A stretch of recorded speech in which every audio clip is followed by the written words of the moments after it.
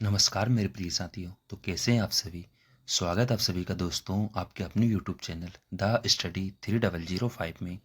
साथियों आज आपके लिए लेकर आए हैं आपके ऑल एग्ज़ाम जैसे कि एसएससी, बैंकिंग, रेलवे टेक्नीशियन सभी के लिए मोस्ट आईएमपी प्रीवियस ईयर के टॉप सिलेक्टेड 50 क्वेश्चन। साथियों ये सारे क्वेश्चन हमारे जीके जीएस के क्वेश्चन। साथियों इन क्वेश्चनों को ध्यान से रीड कीजिए, अपनी तैयारी को बेहतर बनाइए। साथियों इसी के साथ ही अगर आप चैनल पर नए हो तो चैनल को सब्सक्राइब कर लीजिए, वीडियो को लाइक कीजिए और अपने दोस्तों के साथ शेयर कीजिए। आइए साथियों शुरू करते हैं हम लोग आज का सेशन। हमारा पहला क्वेश्चन है, किसने अपने पुत्र व पुत्री को बौद्ध धर्म के प्रचार व प्रसार हेतु श्रीलंका भेजा था। किसने साथियों, सम्राट अशोक ने। यानी कि सम्राट अशोक ने अपने पुत्र व पुत्री को बौद्ध धर्म के प्रचार प्रसार के लिए श्रीलंका भेजा था। अगला प्रश्न है हमारा, कौटिल्य द्वारा रचित अर्थशास्त्र कितने अभिकरणों में विभाजित है। कितने में साथियों, 15 में। यानी कि कौटिल्य द्वारा रचित अर्थशास्त्र टोटल 15 भागों में विभाजित है। अगला प्रश्न है हमारा, अशोक का अभिलेख भारत के अलावा किन अन्य स्थान पर भी पाया जाता है। तो कहाँ पर है साथियों, अफगानिस्तान देश में। यानी कि अशोक का अभिलेख भारत देश के अलावा भी अफगानिस्तान देश में भी पाए जाते हैं। अगला प्रश्न हमारा, किस शिलालेख में अशोक ने घोषणा की कि सभी मनुष्य मेरे बच्चे हैं। तो साथियों प्रथम पृथक शिलालेख में। यानी कि अशोक का जो प्रथम शिलालेख है उसमें अशोक ने घोषणा की है कि सभी मनुष्य मेरे बच्चे हैं। अगला प्रश्न हमारा, किस स्थान से अशोक के शिलालेख के लिए पत्थर लिया जाता था। तो साथियों कहाँ से, चुनार से। यानी कि भारत में चुनार नामक जो जगह थी वहां से अशोक के शिलालेख के लिए पत्थर लाया जाता था। अगला प्रश्न हमारा, किस महीने में मौर्यों का, यानी कि साथियों किस महीने में मौर्यों का राजकोषीय वर्ष आरंभ होता था। किसमें साथियों, जिसे आषाढ़ कहा जाता है, अभी वर्तमान में जिसे जुलाई कहा जाती है। यानी कि साथियों आषाढ़ माह में मौर्यों का राजकोषीय वर्ष आरंभ होता था। अगला प्रश्न है हमारा, किस जैन ग्रंथ में, यानी कि साथियों किस जैन ग्रंथ में चंद्रगुप्त मौर्य के जैन धर्म अपनाने का उल्लेख मिलता है। किसमें साथियों, परिशिष्ट पर्व में। यानी कि परिशिष्ट पर्व नामक ग्रंथ में चंद्रगुप्त मौर्य के जैन धर्म अपनाने का उल्लेख मिलता है। अगला प्रश्न है हमारा, चंद्रगुप्त मौर्य का संघर्ष किस यूनानी शासक से हुआ था। किससे साथियों, सेल्यूकस निकेटर से। यानी कि सेल्यूकस निकेटर से चंद्रगुप्त मौर्य का संघर्ष हुआ था। अगला प्रश्न है हमारा, एरियन ने चंद्रगुप्त मौर्य को क्या नाम दिया था। तो साथियों जो विदेशी एरियन था उसने चंद्रगुप्त मौर्य को सेंड्रोकोट्स कहा था। क्या कहा था साथियों, सेंड्रोकोट्स एरियन ने चंद्रगुप्त मौर्य को कहा था। अगला प्रश्न है हमारा, किस ग्रंथ में चंद्रगुप्त मौर्य के लिए, यानी कि साथियों किस ग्रंथ में चंद्रगुप्त मौर्य के लिए कुलीन शब्द का प्रयोग हुआ है। तो किसमें साथियों, मुद्रा राक्षस में। यानी कि मुद्रा राक्षस ग्रंथ में चंद्रगुप्त मौर्य को कुलहीन शब्द का प्रयोग किया गया है। अगला प्रश्न है हमारा, किस ग्रंथ में दक्षिणी भारत के आक्रमणों का पता चलता है। तो किसमें साथियों, तमिल ग्रंथ अहनानूर में। क्या नाम है, जिसे अहनानूर कहा जाता है। यानी कि तमिल ग्रंथ अहनानूर में दक्षिणी भारत के अंग्रेजों का पता, सॉरी साथियों भारत के आक्रमणों का पता लगाया जाता है। अगला प्रश्न है हमारा, चंद्रगुप्त मौर्य का निधन कब हुआ था। कब हुआ था साथियों, 297 ईसा पूर्व में। यानी कि महान सम्राट चंद्रगुप्त मौर्य का की मृत्यु 297 ईसा पूर्व में हुई थी। अगला प्रश्न है हमारा, चाणक्य किस शिलालेख में शिक्षक थे साथियों। तो साथियों चाणक्य किस विश्वविद्यालय में शिक्षक थे। तो वे थे साथियों तक्षशिला विश्वविद्यालय में। यानी कि तक्षशिला विश्वविद्यालय में चाणक्य जी विश्वविद्यालय के शिक्षक थे। अगला प्रश्न है हमारा, चंद्रगुप्त के बाद, यानी कि साथियों महान सम्राट चंद्रगुप्त के बाद किसने शासन प्राप्त किया था। तो किसने किया था साथियों, बिंदुसार ने। यानी कि बिंदुसार ने चंद्रगुप्त के बाद शासन प्राप्त किया था। अगला प्रश्न है हमारा, बिंदुसार किस संप्रदाय का अनुयायी था। तो साथियों बिंदुसार था अजीवक संप्रदाय का। यानी कि अजीवक संप्रदाय का अनुयायी कौन था, बिंदुसार। अगला प्रश्न है हमारा, किस विद्वान बिंदुसार को 16 राज्यों का विजेता बताया जाता है। यानी कि साथियों किस विद्वान के द्वारा बिंदुसार को 16 राज्यों का विजेता बताया जाता है। किसने कहा है साथियों, तारानाथ ने। यानी कि तारानाथ जी के द्वारा बिंदुसार को 16 राज्यों का विजेता कहा जाता है। अगला प्रश्न है हमारा, अशोक मगध की गद्दी पर कब बैठा था। कब बैठा था साथियों, 269 ईसा पूर्व में।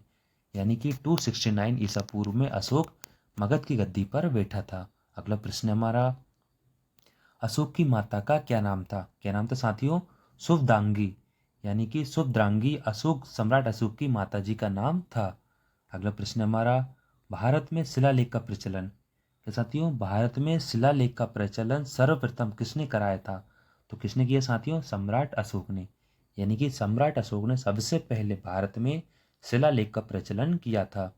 अगला प्रश्न हमारा, किस स्त्रोत में पाटलिपुत्र के प्रशासन का वर्णन है? किसमें साथियों? इंडिका में, यानी कि इंडिका नामक स्त्रोत में पाटलिपुत्र के प्रशासन का वर्णन है। अगला प्रश्न हमारा, अंग्रेजों ने 1760 में, यानी कि साथियों अंग्रेजों ने 1760 ईस्वी में बाणीवास के युद्ध में किसे परास्त किया था? किसे किया था साथियों? फ्रांसीसी को, यानी कि जो फ्रांसीसी आए थे उनको अंग्रेजों ने 1760 ईस्वी में बाणीवास के युद्ध में परास्त किया था।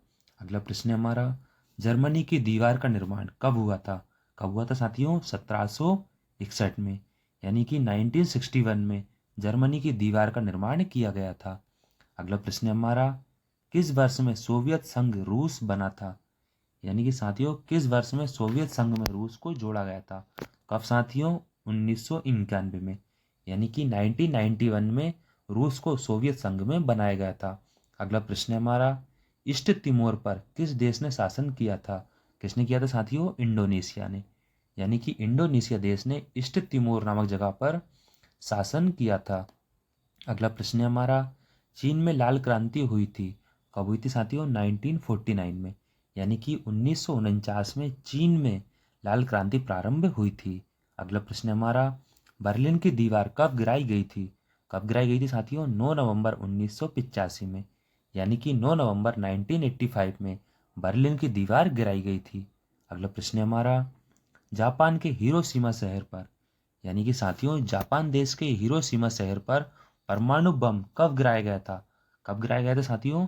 6 अगस्त 1945 को, यानी कि 6 अगस्त 1945 को जापान देश के हिरोशिमा शहर पर अमेरिका द्वारा परमाणु बम गिराया गया था। अगला प्रश्न है हमारा, पुर्तगाल के नाविक, यानी कि साथियों जो पुर्तगाल देश है, पुर्तगाल के नाविक बार्थोलोमियो ने उत्तमांसा अंतरीप की खोज कब की थी? यानी कि साथियों जो पुर्तगाली आए थे, जो नाविक थे, उनका नाम क्या था?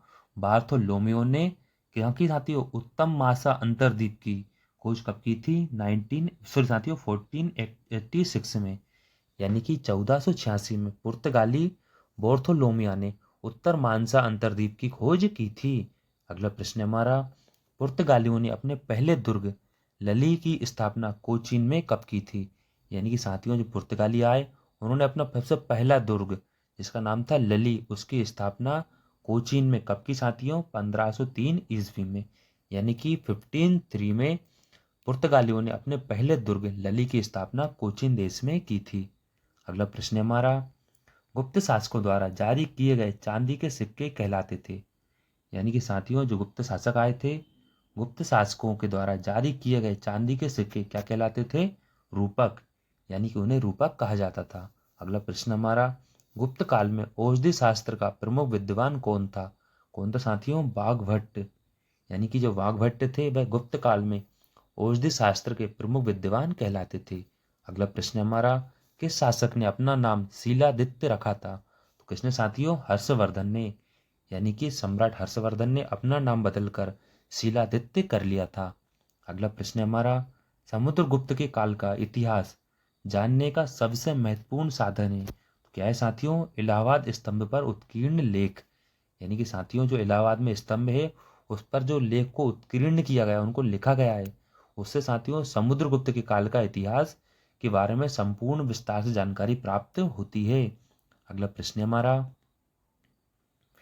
चंद्रगुप्त विक्रमादित्य के दरबार में नवरत्नों में से सबसे अधिक प्रसिद्ध था, कौन थे साथियों? वह कालिदास जी थे, यानी कि कालिदास जी चंद्रगुप्त विक्रमादित्य के दरबार में नवरत्नों में से एक थे। अगला प्रश्न हमारा, किस काल में स्त्रियों की संख्या पुरुषों के बराबर थी? किसमें साथियों? गुप्त काल में, यानी कि गुप्त काल में स्त्रियों की संख्या पुरुषों के बिल्कुल बराबर थी। अगला प्रश्न हमारा, गुप्त काल में औषधि शास्त्र का प्रमुख विद्वान कौन था? तो कौन था साथियों? वह था बाघभट्ट, यानी कि गुप्त काल में जो औषधि शास्त्र था उसका सबसे प्रमुख विद्वान कौन था? वाग्भट। अगला प्रश्न है हमारा, गुप्तकालीन आर्थिक दशा की प्रमुख विशेषता क्या थी? क्या थी साथियों? उद्योग धंधों व कृषि को प्रोत्साहन देना, यानी कि उद्योग धंधों एवं कृषि क्षेत्र को प्रोत्साहन देना, यह गुप्तकालीन आर्थिक दशा की प्रमुख विशेषता कहलाती है। अगला प्रश्न है हमारा, चंद्रगुप्त द्वितीय ने कब विक्रमादित्य की उपाधि धारण की थी? कब की थी साथियों? शकों का उन्मूलन करने के बाद, यानी कि साथियों जैसे फ्रांसीसी आए, डच आए, वैसे साथियों शकों आए थे। तो शकों के उन्मूलन के बाद से ही चंद्रगुप्त द्वितीय ने विक्रमादित्य की उपाधि धारण की थी। अगला प्रश्न है हमारा, चंद्रगुप्त मौर्य के प्रधानमंत्री कौन थे? यानी कि साथियों चंद्रगुप्त मौर्य के प्रधानमंत्री कौन थे? वह थे कौटिल्य, जिसे चाणक्य विष्णुगुप्त भी कहा जाता है। अगला प्रश्न है हमारा, चरक और नागार्जुन किसके दरबार के शोभा थे? यानी कि साथियों जो चरक थे और नागार्जुन थे, ये विद्वान थे, ये किसके दरबार के शोभा थे? तो ये थे साथियों चंद्रगुप्त मौर्य के। यानी कि चंद्रगुप्त मौर्य के दरबार के प्रमुख विद्वान थे चरक और नागार्जुन। अगला प्रश्न है हमारा, महाराष्ट्र के किस समाज सुधारक को लोक हितवादी कहा जाता है? तो किसे कहा जाता है साथियों? गोपाल हरि देशमुख को। यानी कि गोपाल हरि देशमुख को महाराष्ट्र के प्रमुख समाज सुधारक कहा जाता है। अगला प्रश्न है हमारा, पृथ्वी की आकाशगंगा को क्या कहा जाता है? क्या कहा जाता है साथियों? मंदाकिनी। यानी कि पृथ्वी की आकाशगंगा को मंदाकिनी कहा जाता है। अगला प्रश्न है हमारा, भटनागर पुरस्कार किस वर्ष प्रारंभ किया गया था? तो साथियों कब किया गया था? 1957 में। यानी कि भटनागर पुरस्कार को सबसे पहले 1957 ईस्वी में प्रारंभ किया गया था। अगला प्रश्न है हमारा, किसने सत्यार्थ प्रकाश की स्थापना की थी? किसने की थी साथियों? स्वामी दयानंद सरस्वती ने। यानी कि स्वामी दयानंद सरस्वती जी के द्वारा सत्यार्थ प्रकाश की स्थापना की गई थी। अगला प्रश्न हमारा, दालचीनी पौधे के किस भाग से प्राप्त होती है? किससे होती है साथियों? छाल से। यानी कि छाल से हमें दालचीनी प्राप्त होती है। अगला प्रश्न है हमारा, अमृत बाजार पत्रिका का प्रकाशन किस वर्ष प्रारंभ किया गया था? कब किया गया था साथियों? 1868 में। यानी कि 1868 में अमृत बाजार पत्रिका का प्रकाशन किया गया था। अगला प्रश्न है हमारा, नील नदी के किनारे कौन सी सभ्यता का विकास हुआ था? तो साथियों नील नदी के किनारे कौन सी सभ्यता का विकास हुआ था? मिस्र सभ्यता का।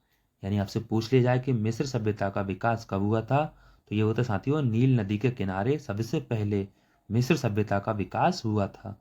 अगला प्रश्न है हमारा, अकबर ने कब दीन ए इलाही धर्म की घोषणा की थी? कब की थी साथियों? 1582 ईस्वी में। यानी कि 1582 में अकबर ने दीन ए इलाही धर्म की घोषणा की थी।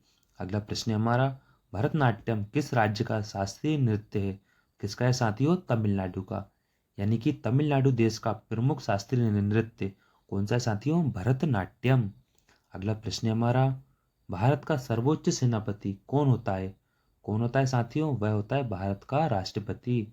यानी कि साथियों भारत के जो राष्ट्रपति होते हैं बस वह सर्वोच्च सेनापति कहलाते हैं। यानी कि भारत के सर्वोच्च सेनापति कौन है? भारत के राष्ट्रपति। साथियों कैसा रहा आज का सेशन? अंत तक बने रहने के लिए आपका बहुत बहुत धन्यवाद। इसी के साथ ही अगर आप चैनल पर नए हो तो चैनल को सब्सक्राइब कर लीजिए, वीडियो को लाइक कीजिए, अपने दोस्तों के साथ शेयर कीजिए। साथियों हमने हमारे चैनल में प्लेलिस्ट बना दी है जिसमें आपको हर एग्जाम के टॉपिक वाइज पीवाई के क्वेश्चन मिल जाएंगे। साथियों उन क्वेश्चनों को ध्यान से रीड कीजिए और अपनी तैयारी को बेहतर बनाइए। ठीक है साथियों, मिलते हैं अगले सेशन में। Thank you so much, thanks for watching.